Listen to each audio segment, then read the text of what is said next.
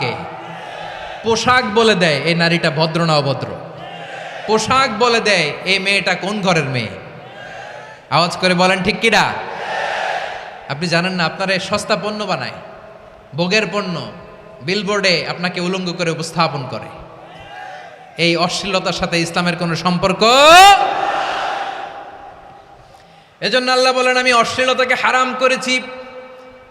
অশ্লীলতাকে হারাম করার প্রথম কারণ হলো এর মাধ্যমে মানবতাকে অপমানিত করা হয়।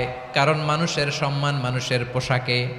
মানুষ যখন পোশাকহীন হয়ে যায়, বস্ত্রহীন হয়ে যায়, তার সম্মান কমে যায়, ঠিক কিনা? অশ্লীলতাকে হারাম করার প্রথম কারণ হচ্ছে মানুষ মানুষকে অপমান করে। একটা নারী, সে তো সম্মানিত, নারী যে কত সম্মানিত নারীর এটা বুঝেই নাই।